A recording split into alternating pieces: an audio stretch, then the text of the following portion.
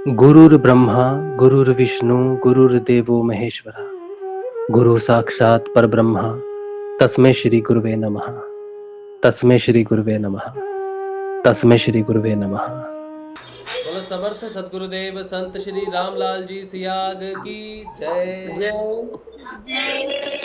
बोलो शिव अवतारी महायोगी बाबा श्री गंगाई नाथ की जय। बोलो दशम अवतार कल की अवतार की जय। बोलो सनातन धर्म की जय। बोलो पलाना धाम की जय। बोलो जामसर धाम की जय। बोलो काजलवास धाम की जय। जय श्री गुरुदेव, जय श्री राम गुरुदेव। जय श्री गुरुदेव, जय श्री दादा अच्छा, जब भी हम जयकारा लगाते हैं ना, जब भी हम जयकारा लगाते हैं तो हम अपने मन में भी जयकारा लगा सकते हैं। ज़रूरी नहीं है कि हमें माइक खोलना है सब तक हमारी आवाज़ जाए। जो यूट्यूब पे जितने भी गुरु भाई बहन देखते हैं 35-40 लोग जो जयकारा लगाते हैं, वो सारे के सारे माइक, उनका तो माइक बंद रहता है। तो आपको अगर लगता है कि आपके आसपास बच्चे हैं या फिर ऐसा माहौल है जहाँ पर जयकारा में थोड़ा शोर शराबा हो सकता है या दूसरी बातें आ सकती है, तो ये आपका फ़र्ज़ बनता है कि जयकारा जो है वो बहुत लोग बहुत प्रेम भाव से लगाते हैं, आंखें बंद करके लगाते हैं, और वो फील करते हैं जब हम जयकारा लगाते हैं गुरुदेव का, गुरुदेव की फ़ोटो का ध्यान करते हैं। दादा गुरुदेव का जयकारा लगाते हैं तो दादा गुरुदेव की फ़ोटो का ध्यान करते हैं। जब हम पलाना समाधि का ध्यान करते हैं, पलाना का करते हैं तो पलाना में समाधि का ध्यान करते हैं। जब हम जामसर में गुरुदेव का जयकारा लगाते हैं तो जामसर समाधि का ध्यान करते हैं, काजलवास धाम का दर्शन करते हैं। तो जब हम जयकारा लगाते हैं ना, तो ये सिर्फ आवाज़ नहीं है, ये सिर्फ हम बोल नहीं रहे उस समय, हम उस समय वो ध्यान कर रहे हैं। जयकारा तब जाके आपको वो भाव आएगा उस चीज़ का कि हाँ आप वहाँ पर हो, आप नमस्कार कर रहे हो। नहीं तो जयकारा तो कोई ऐसी चीज़ नहीं है कि ये कोई हूँ हाँ में हाँ भरने वाली बात नहीं है, ये आपके भाव की बात है। तो जब भी जयकारा लगता है, ये सिर्फ मैं खास करके गूगल मीट वाले साधकों के लिए कह रहा हूँ कि आपने कुछ चीज़ों का बहुत ध्यान रखना है कि आपका माइक तब खुलना चाहिए जब घंटी बजी, उसके बाद जब हम बात करेंगे तब आपने खोलना है। जयकारा आपने लगाना है माइक खोल के तब जब आपके आसपास शांति का माहौल है। ठीक है, जब आपके आसपास शांति का माहौल है तभी आपने जयकारा लगाना। अगर शांति का माहौल नहीं है, बच्चे हैं, तो कोई बात नहीं, आप जयकारा लगाओ। लेकिन माइक अगर आप खोलोगे तो बहुत सारे लोग, आप जिस माहौल में हो दूसरे व्यक्ति उस माहौल में नहीं है, साधक नहीं है। मेरी प्रार्थना है, मैं कोई किसी को कुछ डांट नहीं रहा या कुछ भी नहीं कर रहा, लेकिन ये क्योंकि हम लोग 60-70 लोग हो जाते हैं उस समय जब जयकारा लगता है। ठीक है, तो हमने क्या करना है, एक दूसरे की साधना को बल देना है, ना कि उस ध्यान को कम करना है। ठीक है, तो ये सारी चीज़ें हमको ध्यान में रखनी है जब भी हम जयकारा लगाते हैं या फिर गूगल मीट पे जब भी हम ध्यान करने आते हैं। ठीक है, चलो। अच्छा, ये तो एक बेसिक जानकारी है जिसको हम धीरे धीरे सुनते रहेंगे। अब दूसरी बात ये जो है, आज का जो प्रोग्राम है, हम गुरुदेव के सिद्ध योग से आने वाले परिवर्तन की हमेशा बात करते हैं। आज जो मुख्य विषय है बात करने का, वो है काजलवास धाम की जो हम यात्रा कर रहे हैं 10 अक्टूबर से 15 अक्टूबर के बीच में। उसके लिए कुछ बातें मुझे करनी हैं, इसलिए पहले तो मैं कुछ बोल लेता हूँ, फिर आपकी भी इनपुट्स मुझे चाहिए, फिर आप एक एक करके अपनी इनपुट्स मुझे देना। ठीक है, सबसे पहली बात कि एक ग्रुप बनाया है जो कि काजलवास टूर बोल के उसका नाम है। उसको मैंने बनाया था सुबह, लेकिन मैंने उसे किसी ग्रुप में नहीं डाला। उसका कारण ये था कि अगर मैं उस ग्रुप के लिंक को किसी भी ग्रुप में डालता हूँ तो कोई भी जो देखेगा ना, उसने सीधा लिंक पे क्लिक करना है, और जैसे ही लिंक पे क्लिक करेगा उसका ग्रुप ज्वाइन हो जाएगा। वो पर्पस नहीं था ग्रुप को ज्वाइन करने का, वो पर्पस नहीं है कि सबको ग्रुप ज्वाइन करने के लिए ग्रुप नहीं बनाया। ग्रुप है डाटा मैनेजमेंट के लिए।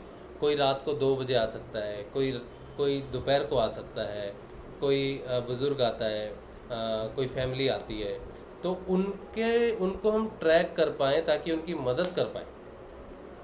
ठीक है, ये डाटा मेंटेन कर पाएँ, उसके लिए ये ग्रुप है। ये गुरुदेव की फ़ोटो किसी ने तो ज्वाइन करते ही फ़ोटो पोस्ट कर दी गुरुदेव की, जो नॉर्मल ग्रुप्स में चलता है वही है, और ना तो ग्रुप का नाम पढ़ा है ना कुछ पढ़ा है, सीधा उसको फ़ोटो डाल दी है। अब उसमें क्या क्या कह सकते हैं, गुरुदेव की फ़ोटो ना डालो तो वो बुरा मान जाते हैं सारे, उसको अलग तरह से ले लेते हैं। लेकिन हर काम का एक पर्पस होता है, एक प्रॉपर वे के लिए वो काम किया जाता है। तो जो ग्रुप बनाया है काजलवास टूर का, उसमें निवेदन है कि वही साधक रहें जो 10 तारीख से लेकर 15 तारीख के बीच में काजलवास धाम की यात्रा करेंगे। यात्रा करने का मुख्य विषय जो है वो है गुरु माँ के दर्शन। गुरु माँ शाम को 10 तारीख से, जहाँ तक मुझे इन्फॉर्मेशन है, अगर भगत भाई ज्वाइन करेंगे तो उनसे हम पूरी इन्फॉर्मेशन आज ले लेंगे। होपफुली आज वो ज्वाइन करेंगे तो हम उनसे इन्फॉर्मेशन ले लेंगे, नहीं तो कल को तो आपको इन्फॉर्मेशन पूरी मिल जाएगी 7 तारीख को, ठीक है, कि क्या प्लान है। लेकिन अभी तक जो इन्फॉर्मेशन है कि 10 तारीख शाम को गुरु माँ आएंगी और काजलवास में रहेंगी हमारे साथ, ठीक है, 15 तारीख तक। तो आप कोई 1 दिन निकाल सकता है, कोई 2 दिन निकाल सकता है, कोई 3 दिन निकाल सकता है, या जैसे भी आपका टाइम स्लॉट आपके साथ आपको आप मैनेज कर सकते हो। आप उस टाइम स्लॉट में आओ, काजलवास में दर्शन करो, माँ के दर्शन करो, गुरु माँ से दर्शन करो और उनके दर्शनों का लाभ आपको प्राप्त हो। इसीलिए ये सारा जो है माँ की जो हमें इजाज़त मिली है, उनका जो आदेश है कि आप आ जाओ, ठीक है, तो उस लिए ये प्लान हो रहा है, ठीक है। ये कोई प्रॉपर कोई ऐसा कोई इवेंट नहीं हो रहा काजलवास में, लेकिन माँ आ रही है, हमारे लिए यही इवेंट है। तो जो भी साधक आना चाहते हैं 10 से 15 तारीख के बीच में, वो ग्रुप को ज्वाइन करेंगे। अगर आपके पास ग्रुप का लिंक नहीं है तो आपने मुझे व्हाट्सएप करना है, मैं आपको उस ग्रुप का लिंक भेज दूंगा या फिर मैं उस ग्रुप में आपको ऐड कर दूंगा। मेरा व्हाट्सएप नंबर है 87721113 इस नंबर पे मेरा नाम राज शिव है। अगर आपको मेरा नाम नहीं मालूम तो मेरा नाम राज शिव है। आप मुझे अपना नाम लिखिए और कहिए, उसमें मैसेज लिखना है आपने कि मैं काजलवास धाम जा रहा हूँ इतने से इतने समय तक, आप मुझे उसमें ऐड कर दीजिए। तो मैं आपको वो लिंक भेज दूंगा, उस लिंक से आप उसको ज्वाइन कर सकते हो, ठीक है। बड़ी सिंपल सी प्रक्रिया है और आपने ये प्रक्रिया करनी है। अगर मुझे लगेगा कि उस ग्रुप में जो साधक हैं वो काजलवास नहीं जा रहे हैं तो उस ग्रुप को हो सकता है कि मैं बंद कर दूं और नया ग्रुप कल लॉन्च कर दूं। ऐसा करना पड़ेगा मुझे। अभी तो मैंने उसमें एक रिक्वेस्ट डाली है उस ग्रुप में कि जो भी गुरु भाई जो भी साधक हैं, अगर वो काजलवास नहीं जा रहे हैं तो वो ग्रुप को छोड़ दें, सिर्फ वही ग्रुप में रहे जो काजलवास जाना चाहता है। तो काजलवास से संबंधी जो भी आपका प्रश्न होगा, जो भी आपकी यात्रा क्या कब कर रहे हो नहीं कर रहे हो, आपको सिर्फ उसी ग्रुप में डालना है और दूसरे किसी ग्रुप में आपको अपनी इन्फॉर्मेशन नहीं डालनी है। सिर्फ काजलवास टूर के नाम से जो ग्रुप बना है उसी ग्रुप के अंदर में आपने अपनी इन्फॉर्मेशन डालनी है कि मैं 5 व्यक्ति हैं, हम 2 व्यक्ति हैं, हम 1 व्यक्ति हैं, हम इतनी तारीख को आ रहे हैं, इतना। इसका कारण ये है कि वहाँ पर खाने पीने की जो बंदोबस्त किया गया है, आप सोचो शाम को 5 बजे आते हो तो भूख लगेगी आपको, तो आपके खाने का इंतज़ाम वहाँ पे होगा। अगर 20 आदमी आते हैं या 30 आदमी आते हैं तो खाना उसी हिसाब से बनेगा, वेस्टेज ना हो खाने की या फिर आपको खाना ना मिले, क्योंकि अब वहाँ पर आ जाएंगे तो फिर कहीं जाने का और कुछ है नहीं। तो इसीलिए वो ग्रुप में अगर 50 लोग ज्वाइन करते हैं तो हम 50 लोग के हिसाब से ही खाने की प्रिपरेशन करेंगे या 50 लोग के हिसाब से ही हम वहाँ पे रहने का बंदोबस्त करेंगे। उनमें से अगर 15 लोग नहीं जाते हैं तो वो जो पैसा खर्चा होगा वहाँ पे बेडिंग या फिर जो भी सिस्टमेटिक अरेंजमेंट करने में जो पैसे खर्चा होंगे वो व्यर्थ हो जाएंगे, वो किसी अच्छे काम में लगा सकते हैं हम। इसीलिए उस ग्रुप में सिर्फ वही लोग रहें जो काजलवास जा रहे हैं, ताकि उनके रहने के हिसाब से, नंबर के हिसाब से वहाँ पर अरेंजमेंट हो सके, ताकि जो हमारा वहाँ पे जो भी अरेंजमेंट है वो ख़राब ना हो, बर्बाद ना हो, खाना पीना बर्बाद ना हो, बेडिंग वगैरह पे पैसे फजूल खर्चा ना हो, आने जाने की सुविधा हो। तो वो सारी सुविधाओं को लेके उस ग्रुप को बनाया गया है। तो मुझे उम्मीद है कि मेरा ये मैसेज जो है आप सब तक जो भी जा रहे हैं ये पहुँच जाएगा, जो रिकॉर्डेड देखेंगे उनके पास भी पहुँच जाएगा।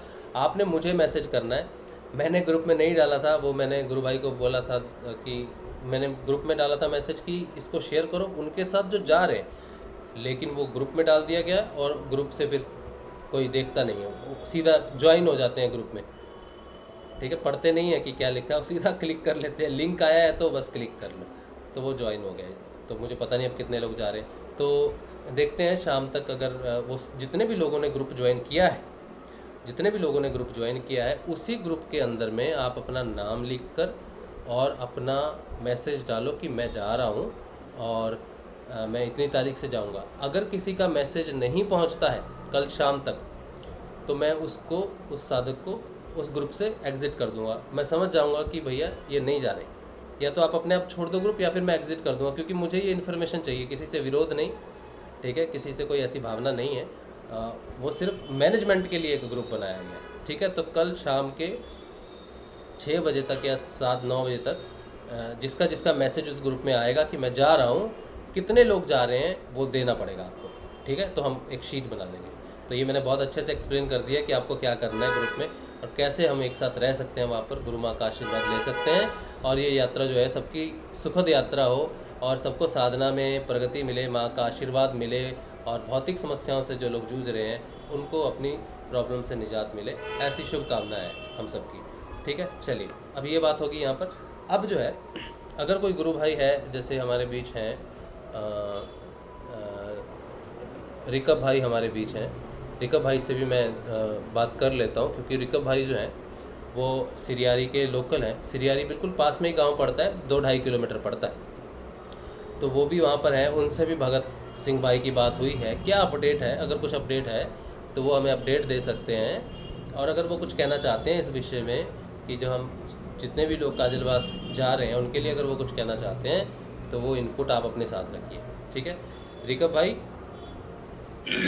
जय श्री गुरुदेव राशि भाई। जय श्री गुरुदेव गुरु भाई। सभी दिव्य आत्माओं को जय श्री गुरुदेव।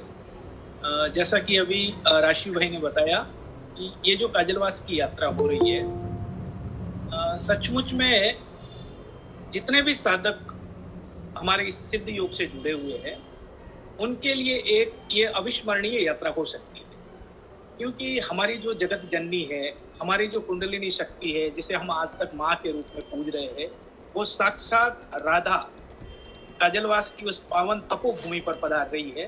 तो ये हम सब साधकों के लिए बहुत बड़े सौभाग्य की बात है। अब रही व्यवस्थाओं से रिलेटेड सारी बातें अभी हम सबको राशि भाई ने बताई है, और आज सुबह जैसे कि मेरी हमारे गुरु भाई भगत सिंह जी से बात हुई है, उन्होंने कहा है कि सारी व्यवस्थाएं, खाने पीने की व्यवस्था, रहने की व्यवस्था, सारी व्यवस्थाएं काजलवास के अंदर हो जाएगी। किसी तरह की किसी को भी कोई सोचने की भी आवश्यकता नहीं है। और उसके बाद हम सब साधक हैं, तो हमारे नाथ योगियों ने उस धरती पर न मालूम कितने वर्षों तक वहां पे साधना करके हमारे पूज्य गुरुदेव को धरती पे उतारा है, और उसी तपोभूमि पर हम सब जा रहे हैं। तो हमारे लिए व्यवस्था से भी ज्यादा बढ़कर है वहां जाकर के हम तप करें, हमारी अपनी साधना को बल दे, हम खूब वहां जाकर के साधना करें। और मैं आज एक बात और यहाँ पे दावे के साथ मैं कह सकता हूँ कि ये जो आपकी काजलवास की यात्रा होगी, बहुत सारे हमारे ऐसे साधक हैं जो अपने भौतिक जीवन से बहुत परेशान हैं, अनेकों तरह की समस्याएं हमारे सभी उन साधकों के लिए है। तो ये जो आपकी यात्रा होगी, उस यात्रा में आपको वास्तव में मालूम पड़ेगा कि गुरुदेव की साधना में की जो भक्ति है हमारी, उस भक्ति के अंदर कितनी ताकत है, उस भक्ति के अंदर कितनी शक्ति है। और हम सबको उस जगत जननी माँ की गोद मिलेगी, उस जगत जननी माँ का सानिध्य हम सबको मिलेगा। और उस तपोभूमि पर हमारे एकदम जो गुरुदेव के प्रति पूर्ण समर्पित है हमारे साधक भाई भगत सिंह जी, वो भी वहां पर हम सबको मिलेंगे। उन्होंने आज वो सिरियरी पहुंच चुके हैं। एक बार आज संभवतः वो काजलवास भी जाएंगे, और कल रात को या परसों सुबह उनका अजमेर माँ के पास में जाने का कार्यक्रम है।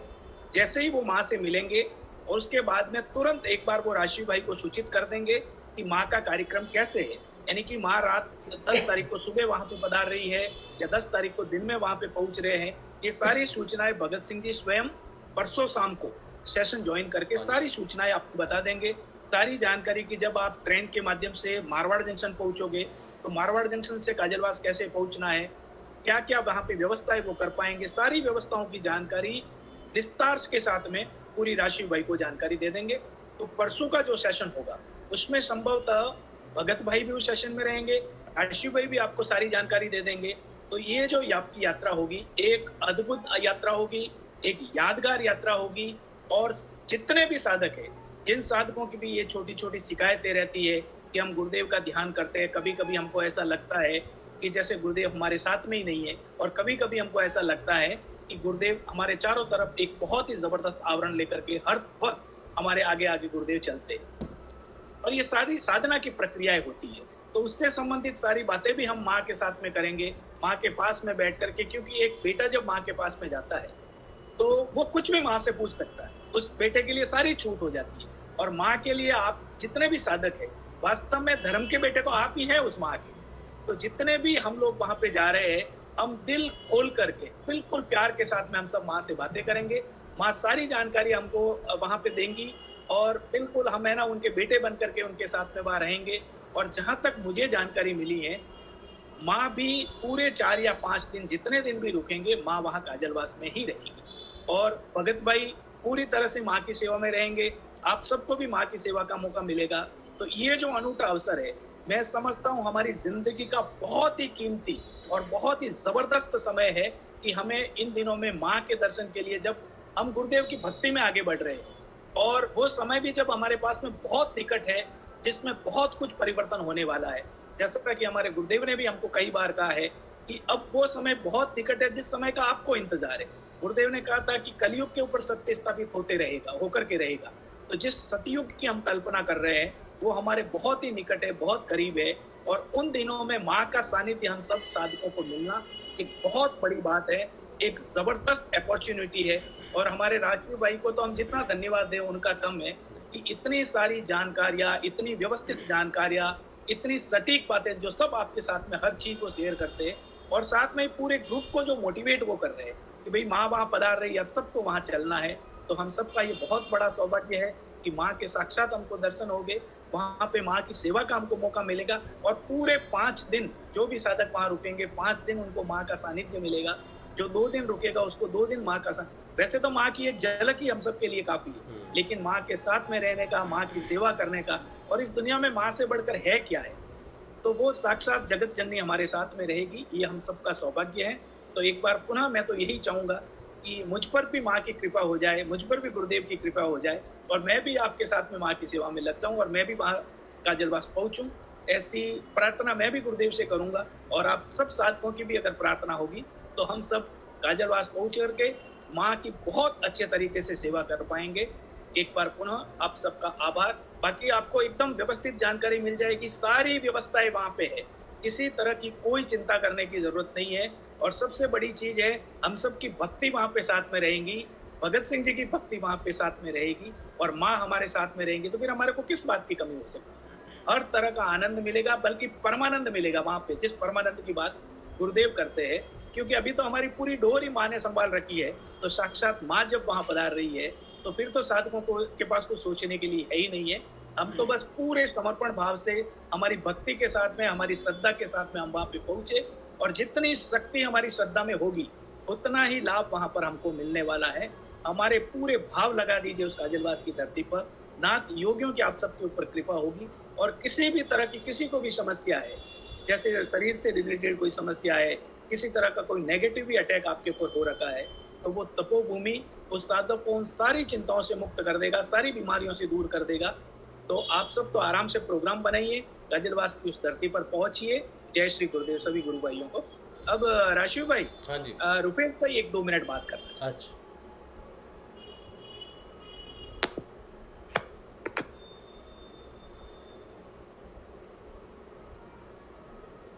जय श्री कल्की। जय श्री कल्की। रुपेश भाई कैसे हो आप? बस बढ़िया, गुरुदेव की कृपा है।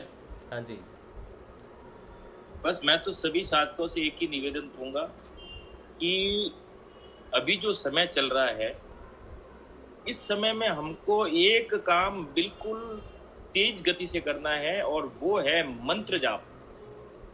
मैं आप सबसे निवेदन करूंगा और बार बार निवेदन करूंगा कि हम बार बार कहते हैं कि गुरुदेव के पास और उस कल्की अवतार के पास त्रेता युग में जो एक सुदर्शन चक्र था, वो सुदर्शन चक्र अब इस कलयुग में कोई है, या उस सुदर्शन चक्र का अगर कोई दूसरा रूप है, वो सिर्फ और सिर्फ ये दिव्य मंत्र है।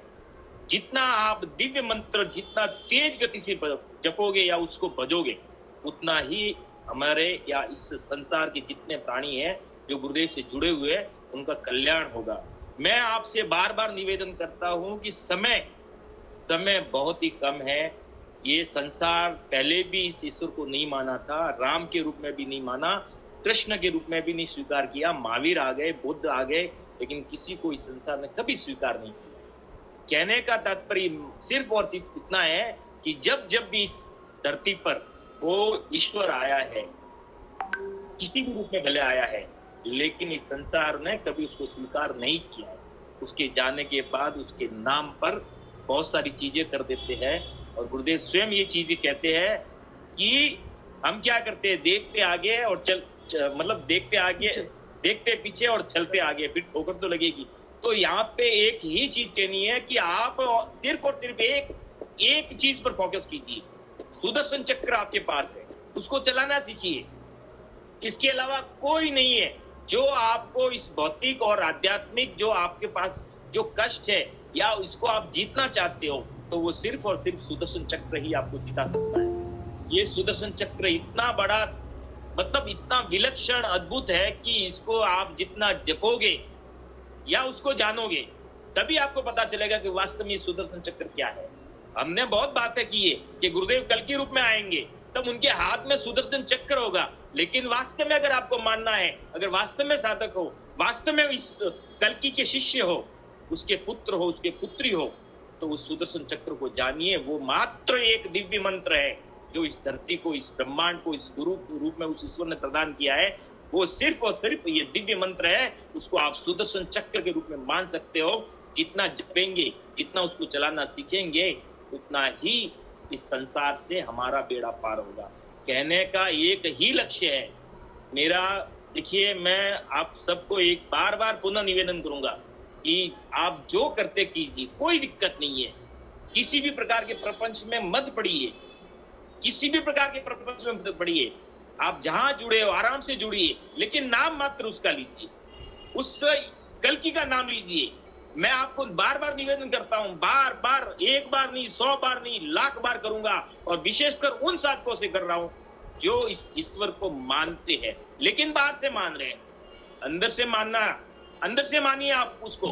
अंदर से अगर जो साधक है उन्होंने नहीं माना, तो हमारी क्या हालत होगी, हमारी क्या गति होगी, तो हम भी नहीं जानते।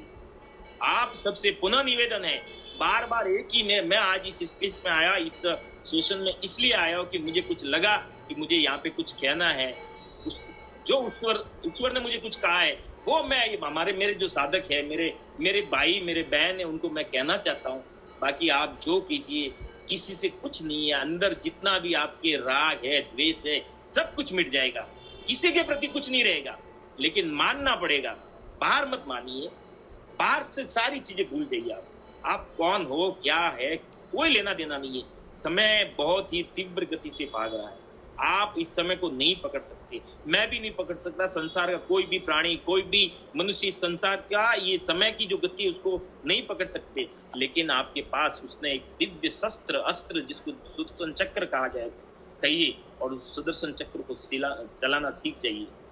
बड़ा है, पहले तो उस ईश्वर के पास था, जब वो द्वापर में आया तो सिर्फ उसकी उंगलियों में सुदर्शन चक्र था। आज उसने हरेक के हाथों में वो सुदर्शन चक्र प्रदान किया है।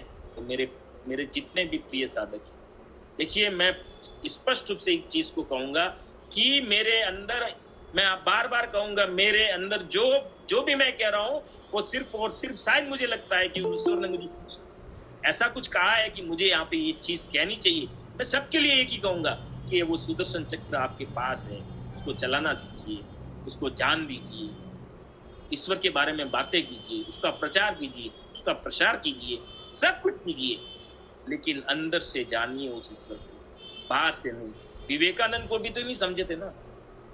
जब विवेकानंद ने इस भारत की भूमि को, इस सनातन धर्म के आज जितने ठेकेदार बने हुए हैं, इस सनातन के जितने भी ठेकेदार है, उनसे मांगा था कि सिर्फ मुझे 100 युवा चाहिए, लेकिन भारत ने क्या दिया? कुछ नहीं दिया। और किसने माना था विवेकानंद? जब वो पश्चिम गए, जब वहां से उसने विश्व धर्म संसद से जब सनातन की बात की थी, तब इस भारत ने विवेकानंद को स्वीकार किया था। आज विवेकानंद के देखो आप कितने लगे उस स्टेच्यू, विवेकानंद की लाखों करोड़ के स्टेच्यू लगेंगे। और विवेकानंद ने 32 साल की आयु में शरीर को त्यागा था। कितने कष्ट झेले होंगे।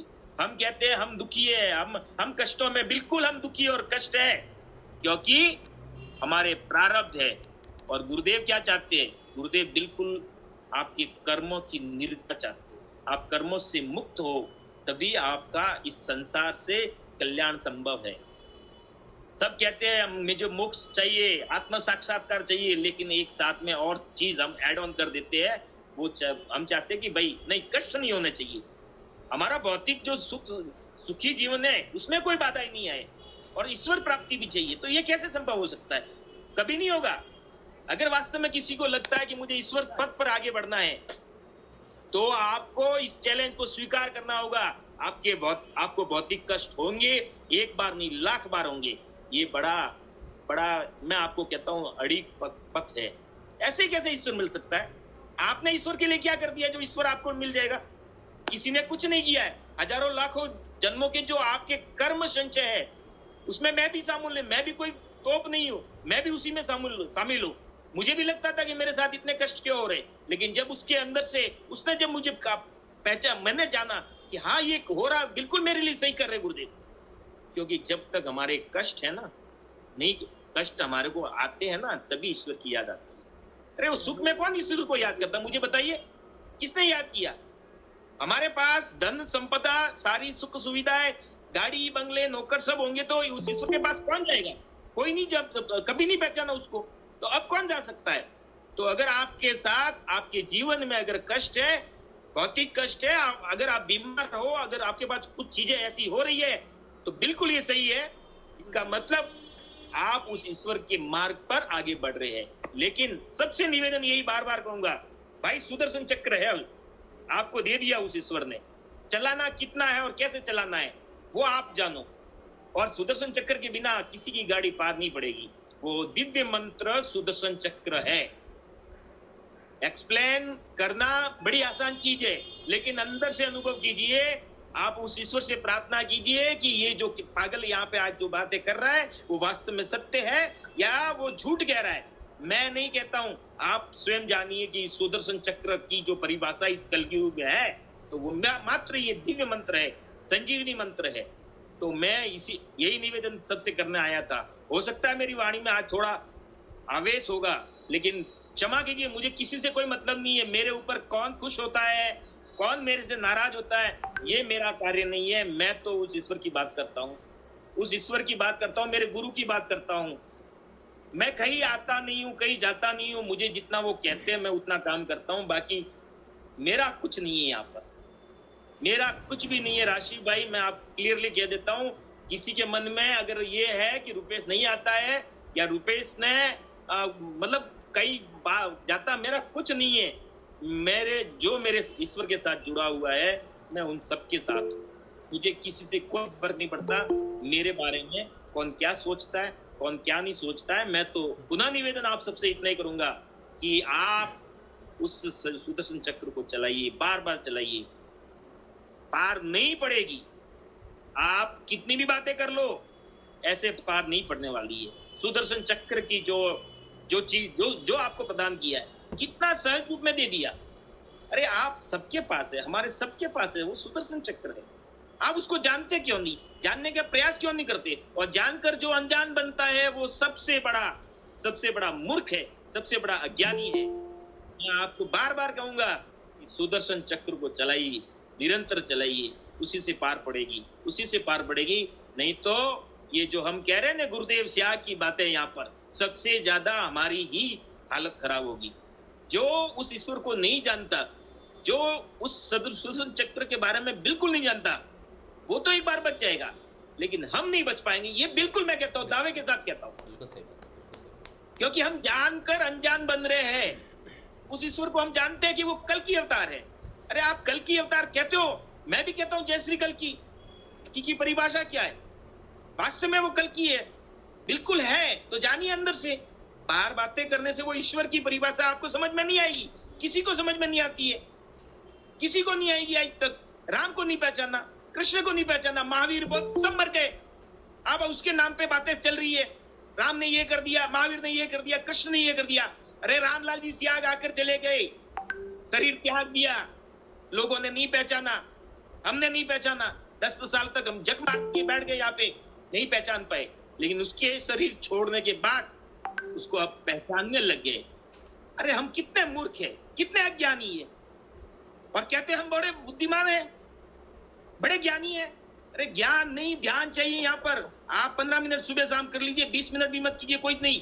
अगर लगता है तो आधा घंटा कीजिए, उसकी इच्छा है, वो कोई मतलब नहीं है, वो उसकी मर्जी है। आपको कितनी देर बिठाना है, आप तो बैठ जाइए। और एक ही है, नाम नाम नाम, दिव्य नाम जो दिया है ना, वो सुदर्शन चक्र है, उसको चलाना सीखिए। नहीं तो भाई आगे मामला गड़बड़ है, बिल्कुल गड़बड़ है। भले कोई भी कुछ भी कहते, बिल्कुल मैं छाती ठोक कर इस संसार के सामने जहां आप कहो वहां मैं कहने के लिए तैयार हूं कि सुदर्शन चक्र में, अगर इस कलयुग में सुदर्शन चक्र की कोई परिभाषा है तो ये महामंत्र है, दिव्य मंत्र, वही सुदर्शन चक्र है। बस इतनी ही कहूंगा। जय श्री कल की, जय गुरुदेव। जय श्री गुरुदेव। रुपेश भाई की इस बात पे, जो रुपेश भाई ने अभी जितनी भी बात कही है सुदर्शन चक्र के बारे में, और उन्होंने खास बात जो कही है कि आंतरिक बदलाव जो है वो महत्वपूर्ण है। सुदर्शन चक्र अंदर है, मंत्र अंदर है। अब जो मैंने कुछ दिन पहले एक लेखनी लिखी थी कुछ गुरुदेव के लिए, मैंने सोचा था कि उसको थोड़ा सा अच्छे से प्रेजेंट करेंगे आप सबके सामने। आप सब अपनी अपनी तस्वीरें मुझे भेजोगे, वीडियोस मुझे भेजोगे गुरुदेव की प्रार्थना करते समय, तो उसको वीडियो बना के सबके सामने लाया जाएगा, ताकि पता चले कि गुरुदेव की आराधना से, दिव्य मंत्र के जाप से क्या परिवर्तन आते हैं। तो वो गुरुदेव के प्रमोशन के लिए मैंने लिखा था। लेकिन मुझे लगता है कि जो अभी रुपेश भाई ने जो बोला है, उनके बोलने, उन्होंने जो बोला है कि जो अंदर से बदलाव आता है, क्योंकि ये जो उन्होंने बोला है बिल्कुल वैसा ही वो गुरुदेव ने लिखवाया है। तो मैं वो जो बनाने वाला था उसको मैं बाद में बनाऊंगा काजलवास जाके, तब भी आपके सामने आएगा। लेकिन अभी ये सही समय है उस चीज़ को शेयर करने का कि जो बदलाव आपके अंदर आएगा, जो कल की है वो कहाँ है, वो मैं आपको छोटी सी एक रचना है वो मैं आपको सुनाना चाहता हूँ। आप मुझे थोड़ा सा मेरे साथ रहिए और इसको सुनिए। मैं रुपेश भाई को ही सपोर्ट कर रहा हूँ, जो रुपेश भाई ने कहा उसी पर ही मैं ये लिखाया गया है। ओम श्री गंगाई नाथाय नमः। श्री गुरुदेव। देह जैसा किला, मन जैसी दीवार, हृदय जैसा स्रोत, बाहर नहीं हुई, बाहर नहीं हुई।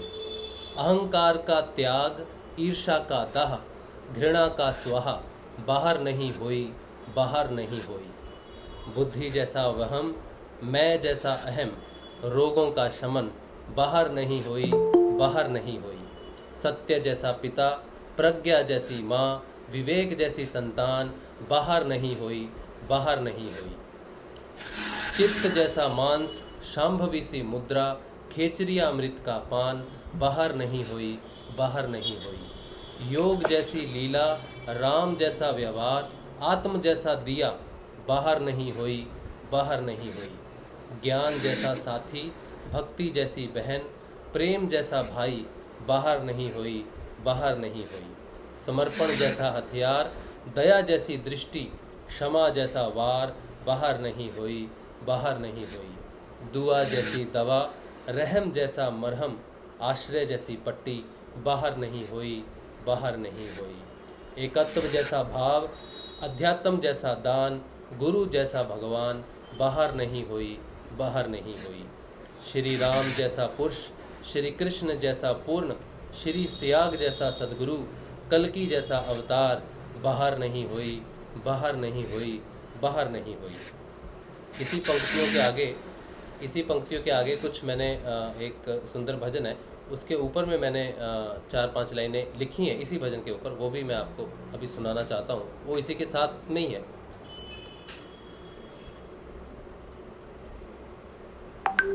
हमारे साथ ऐसा घट गया व्यवहार तू जाने, जो बातें थी सुनी तुमसे वो सत्य हो गई जाने।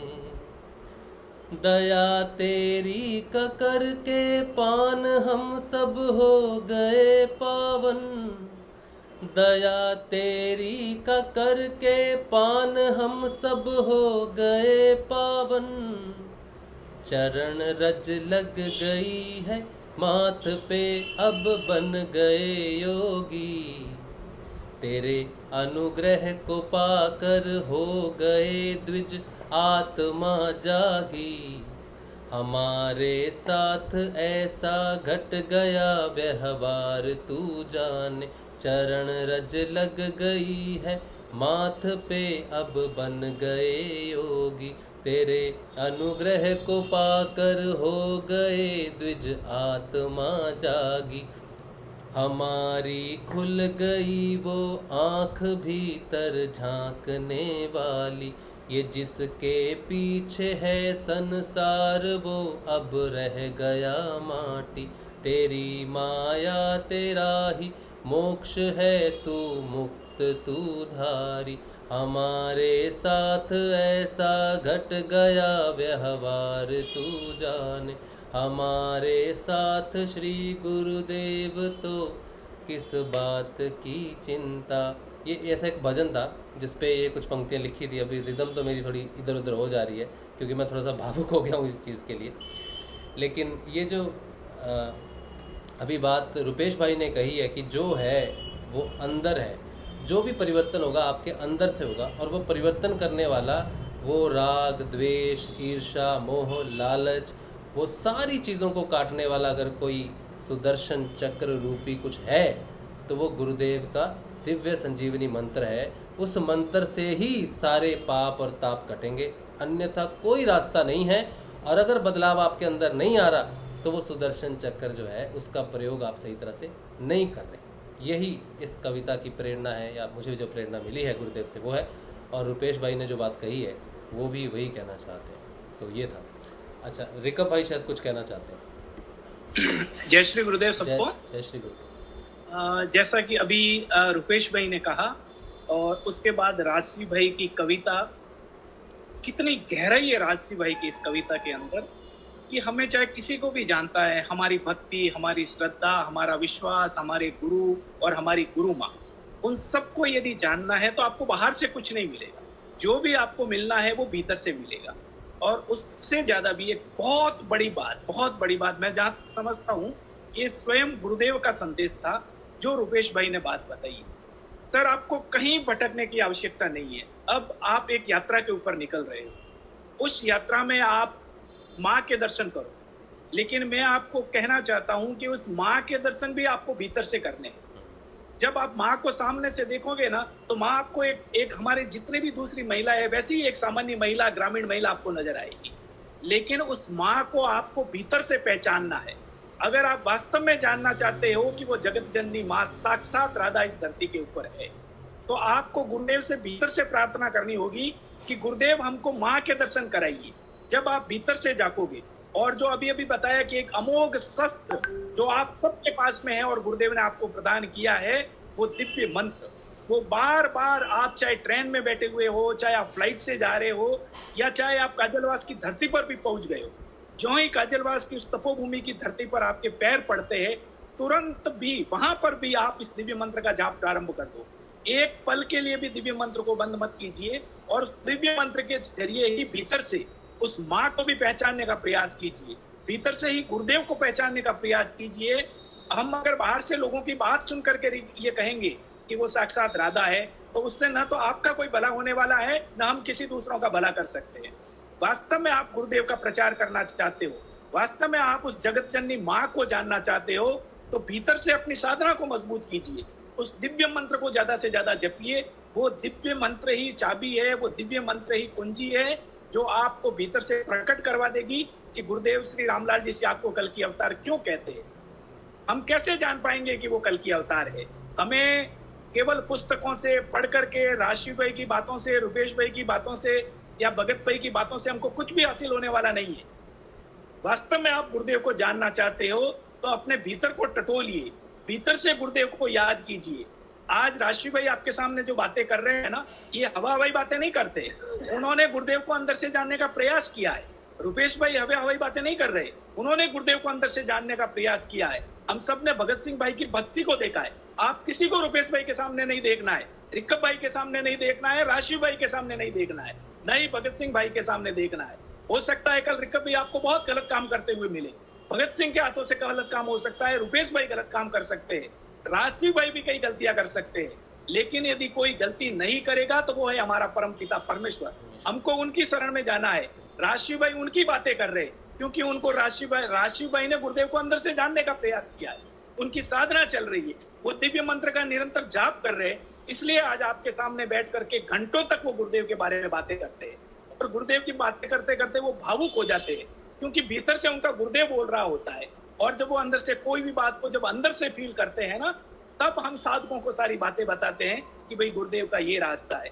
आज राशिव भाई सेशन चलाते, कितने लंबे समय से राशिव भाई एक ही बात कह रहे हैं कि मुझे यहाँ पे सिर्फ परिवर्तन की बातें करनी है। देखिए, अनुभूतियां अपनी जगह पे है, अनुभूतियां होगी आपकी धारणाएं पक्की करने के लिए, लेकिन यदि वास्तव में आपके भीतर किस तरह से साधना चल रही है, आप कितना दिव्य मंत्र का जाप कर रहे हो, आप कितना गुरुदेव को आपने पहचाना है, इन सब बातों का यदि आपके अंदर आपको जानना है, आपको यदि इस बात का पता लगाना है आपकी साधना कौन से स्तर पे चल रही है, तो उसका एकमात्र साधन है आपका भीतर से किस तरह से परिवर्तन हो रहा है, आपका कितना राग मिटा है, आपका कितना द्वेष मिटा है, आपके भीतर से कितना क्रोध खत्म हुआ है, आपके भीतर कितना सत्य स्थापित हुआ है, कितनी भीतर आपके अहिंसा स्थापित हुई है, आप में अपरिग्रह की भावना क्या आई है, आप में ब्रह्मचर्य की भावनाएं कितनी आई है। जब ये सारी बातों को आप अंदर से जांचने की कोशिश करोगे और उसमें पाओगे कि आप कितने % मार्ग पाते हो।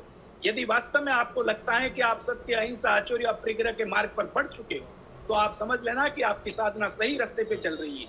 और आप जो गुरुदेव इतने लंबे समय से हम सबको जो बता रहे थे, उन्होंने हमेशा एक बात की है, कोई भी कितना भी बड़ा साधक उनके पास में जाता था, या कितना भी बड़ा बीमार, चाहे वो कैंसर की बीमारी से ग्रसित है, चाहे वो एड्स की बीमारी से ग्रसित रहा होगा, जो भी व्यक्ति गुरुदेव के पास में पहुंचता था, गुरुदेव उसका एक ही जवाब देते थे। गुरुदेव कहते थे कि नाम जपो और ध्यान करो।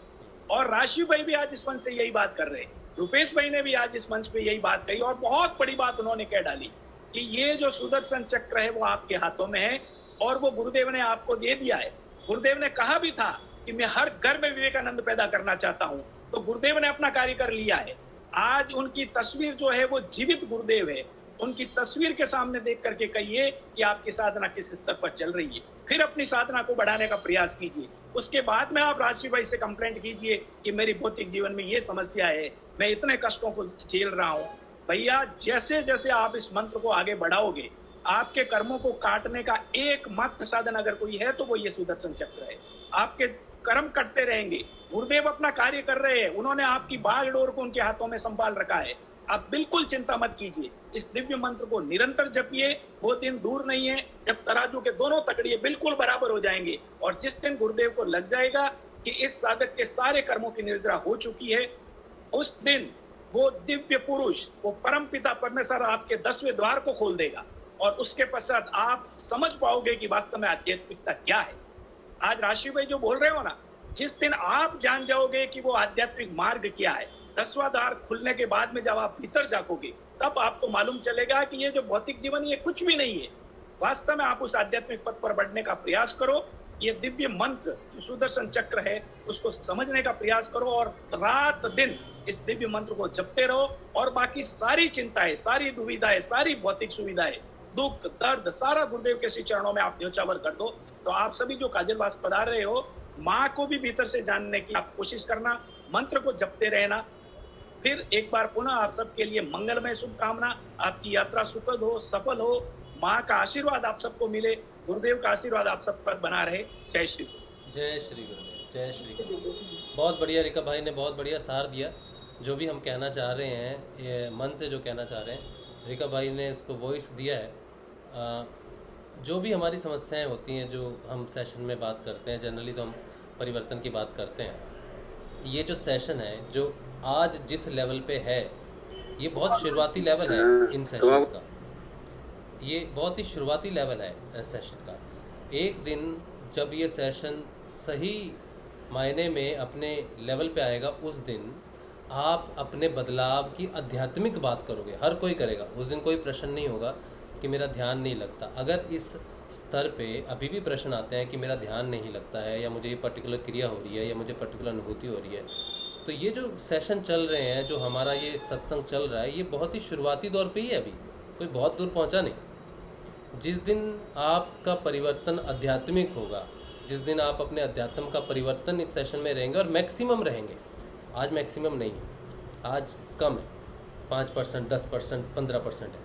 लेकिन जब ये 90-95% हो जाएगा ना, तब ये सत्संग जो है तब फ्रूटफुल होगा, तब इसका सार समझ में आना शुरू होगा कि जिस परिवर्तन की बात हम कर रहे हैं वो 90% लोग जो जुड़े हैं सत्संग से, जो जुड़े थे, उनमें जो परिवर्तन सत्संग के साथ साथ नाम जाप के साथ, ध्यान के साथ, नियमित ध्यान के साथ, नियमित मंत्र जाप के साथ जो आया है, तब ये सेशन में परिवर्तन आपको नज़र आएगा। जब 95% साधक जो होंगे वो आध्यात्मिक बदलाव की बात करेंगे। 1 या 2 लोग नहीं करेंगे, 3 या 4 लोग ऐसी बातें नहीं करेंगे, ठीक है। तो ये पर्पस है। तो हमारी यात्रा जो है अभी ऐसा कुछ नहीं कि हमने कुछ पा लिया और हमारी यात्रा बड़ी बहुत अच्छी, बहुत आगे निकल गई। बहुत पीछे हैं, बहुत कुछ करना बाकी है। और जब तक हम सारे बदलाव नहीं आते, 1 या 2 साधक अगर आगे निकलना था, अगर 2-4 कोई आगे निकलना था, तो इस सत्संग का कोई पर्पस नहीं रह जाता। अगर 2 या 4 लोग ही आके बात करेंगे और अपने अनुभव का बतलाएंगे या फिर बताएंगे कि क्या परिवर्तन है, कैसे चलना है, ठीक है, वो इस सत्संग का पर्पस ही नहीं है। आपको ज्ञान देना कोई पर्पस नहीं है। ज्ञान का कोई मतलब नहीं है कि मैं ज्ञान दे दूं, या रुपेश भाई कुछ आगे बोलें, या रिकब भाई बोलें, या फिर भगत भाई, या कोई भी साधक आके आपको ज्ञान दे और आपको ये समझाने की कोशिश करे कि अध्यात्म क्या है। अगर कोई व्यक्ति ऐसा करता है तो वो मूर्खता ही होगी। इस सत्संग में ज्ञान सिर्फ इसलिए है कि हम एक दूसरे को समझ के एक साथ आगे बढ़ सकें। पर्पस सिर्फ एक साथ चलने का है। और जब एक साथ चलेंगे तो सबकी धारणा एक जैसी हो, जो परम पिता हमारे श्री गुरुदेव की तरफ हमें लेके जाए, संजीवनी मंत्र की तरफ लेके जाए। इसीलिए ये सत्संग है, इसीलिए सेशन है। वरना इस सेशन का कोई महत्व नहीं, कोई नंबरिंग सिस्टम नहीं कि आज 200, 500, 600 या 1000 सेशन हो जाएंगे। कोई मतलब नहीं है 1000 सेशन होने का, या 10,000 भी हो जाएंगे तो उनका कोई पर्पस नहीं निकलता। अगर 90 से 95% परिवर्तन आध्यात्मिक उन लोगों का नहीं होता जो इस सेशन से जुड़े, तब तो वैसे ही हो गया कि आप आए, समंदर के किनारे बैठे, समंदर की लहरों को देखा, समंदर के शोर को सुना और वहीं से वापस लौट गए। मज़ा तब है जब उस समंदर की गहराई तक उतरा जाए। तो जो भी ये सेशन गुरुदेव ने शुरू करवाए हैं, मैं तभी समझूंगा कि जो कार्य गुरुदेव ने दिया था, जिस कार्य के लिए ये सारा काम हुआ था, वो किसी प्रतिशत गुरु के कार्य में लगा है, गुरु की सेवा में हुआ है। जब सब लोग अपने अध्यात्म का परिवर्तन बताएंगे 90%, उस दिन मुझे लगता है कि ये काम हो जाएगा अपना, जो हमने आज शुरू किया। फिर जगह जगह सत्संग होगा, वही 90% लोग जगह जगह सत्संग करेंगे, वहाँ से फर्दर परिवर्तन जो है वो कंटिन्यू होगा। तो जैसे कहा कि विवेकानंद जो है हम सब में ही हैं, वो कहीं से आएंगे नहीं, या कोई अजूबा नहीं होगा, दिखने में अलग नहीं होगा, वो हम में से ही हैं। बस उनको उकेरने की ज़रूरत है, उनको पहचान की ज़रूरत है, उनको सत्संग की ज़रूरत है, उनको एक धारा की ज़रूरत है, धारा में प्रवाहित रहने की ज़रूरत है। सारा बदलाव जो है वो अंदर से है, गुरुदेव का है। तो ये पर्पस है, ठीक है, इस सेशन का, और कोई पर्पस नहीं है। ज्ञान देना आपको कोई पर्पस नहीं है, या आप मुझे ज्ञानी समझ लो। कुछ लोग कहते हैं कि मुक्तानंद की यात्रा हुई थी तो आप भी मुक्तानंद जैसे बन गए, या आप भी विवेकानंद जैसे बन गए। अगर मुझे अकेले वैसा बनना होता तो मैं कभी सेशन नहीं करता। मेरा पर्पस हमेशा शुरू से, एक बात मैं आपको बताऊं, एक बार जब मुझे पहली बार आध्यात्मिक ज्ञान की प्राप्ति होने लगी, तो मुझे किसी ने कहा कि आपको जो अनुभव हो रहे हैं ये आप किसी के साथ शेयर मत करना, कोई लोग इसको समझेंगे नहीं। तो मैंने उस दिन गुरुदेव से प्रार्थना की कि गुरुदेव, जीवन में, अध्यात्म में अगर मुझे ऐसा कुछ भी मिला जिसको मैं अपने गुरु भाइयों या गुरु बहनों के साथ शेयर ना कर सकूं, तो मुझे देना नहीं। मुझे जो भी दिया जाएगा वो मैं आगे दूंगा, मैं आगे डाल दूंगा, मैं अपने पास नहीं रखूंगा। इसलिए मुझे जो भी देना वो ऐसा देना जो डिस्ट्रीब्यूट हो सके, जो आगे चला जाए, मेरे पास कुछ रह जाए, ऐसा कुछ नहीं देना। ये मैंने दिल से प्रार्थना की थी, मुझे आज भी याद है। और तब से मुझे जो भी मिला है मैंने सबके साथ शेयर करने की कोशिश की है, क्योंकि वो मेरा नहीं है। जिस पर्पस के लिए मुझे मिल रहा है, चाहे वो ज्ञान कह लो, या फिर ये सत्संग कह लो, या ये अपॉर्चुनिटी कह लो, वो सारा का सारा आगे डिस्ट्रीब्यूशन के लिए मिला है, अक्यूमुलेशन के लिए नहीं मिला, जमा करने के लिए नहीं बना। अकेले यात्रा जिस दिन मैं करने निकल गया, उस दिन ये जो द्वार है, जो ज्ञान है, ये सारा बंद हो जाएगा, मेरी यात्रा रुक जाएगी। क्योंकि मेरा प्रण वैसा था ही नहीं कभी भी कि मैं अकेले रहूं। मैंने हमेशा सोचा कि हम साथ चलें, सारे चलें। अगर मुझे कहीं रुकना भी पड़े किसी के लिए तो मैं रुकने के लिए तैयार हूँ। इस बात को मैंने हमेशा कहा है। मुझे कहीं भी पहुँचने की कोई जल्दी नहीं है। मेरी यात्रा कब पूरी होगी मुझे इसकी भी कोई जल्दबाजी नहीं है। मेरा पर्पस है सिर्फ़ और सिर्फ सब गुरु भाइयों के साथ मिल के उस उगते हुए सूरज को देखना। अकेले सूर्य के दर्शन मुझे नहीं करने, सबके साथ सूर्य के दर्शन करने। जो सनातन धर्म का सूर्य जो उदय हो रहा है उसके दर्शन की बात मैं कर रहा हूँ। ठीक है, तो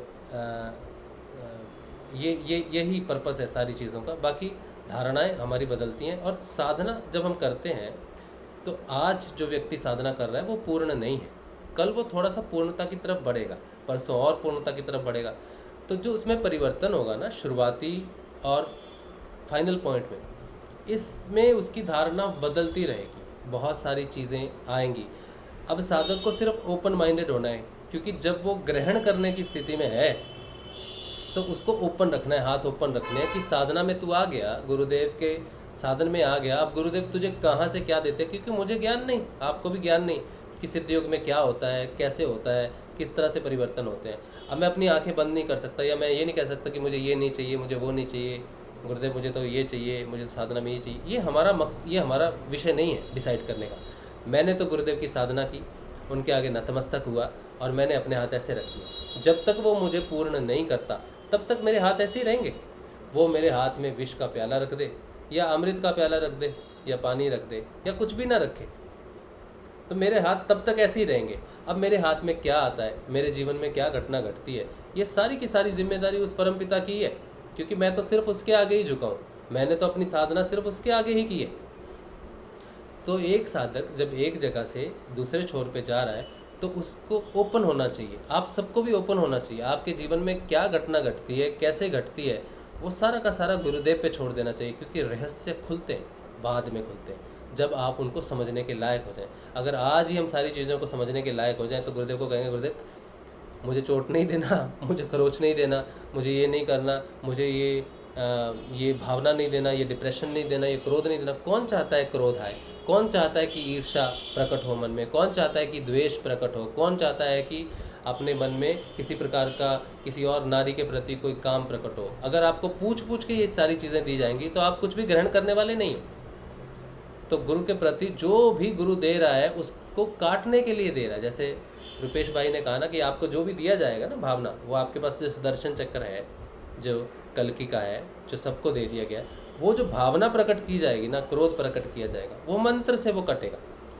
वो राग प्रकट किया जाएगा ना, वो मंत्र से वो कटेगा। तो जो भी आपकी साधना में प्रकट होगा वो अगर आपके खिलाफ है, अगर आपके जीवन की बाधा है, तो उस मंत्र से वो कटे बोल के वो प्रकट हो रहा है, वरना वो दबा हुआ है। मंत्र जो सुदर्शन चक्र है वही उस चीज़ को जागृत करेगा, वही उस चीज़ का वध करेगा, तभी तो दुश्मन सामने आएगा ना। तो सारी चीज़ों का सामने आना ज़रूरी है। इसलिए हम कुछ मांग नहीं सकते, कुछ ऑप्शंस नहीं है। हमारे पास एक ही ऑप्शन है कि गुरुदेव मैं ओपन हूँ, मेरे जीवन में मैं साधना कर रहा हूँ और मैं कहीं से भी किसी पर भी कोई प्रतिबंध ना लगाऊं, मैं कहीं से भी प्रतिबंध का खुद शिकार ना हो जाऊं, मुझ पे कोई प्रतिबंध ना लग जाए या मैं किसी पे प्रतिबंध ना लगाऊं, क्योंकि मुझे देखना है, साधना को पूर्ण रूप से देखना है। और जो भी मुझे मिले, जैसे ही मुझे मिले वैसे ही मुझे सबके साथ शेयर करना है। तभी जो है सबका भला हो सकता है, सब मिल के जा सकते हैं। यही सर्व खल विदम ब्रह्म के परिवार का सदस्य होने का एकमात्र रास्ता मुझे नज़र आता है।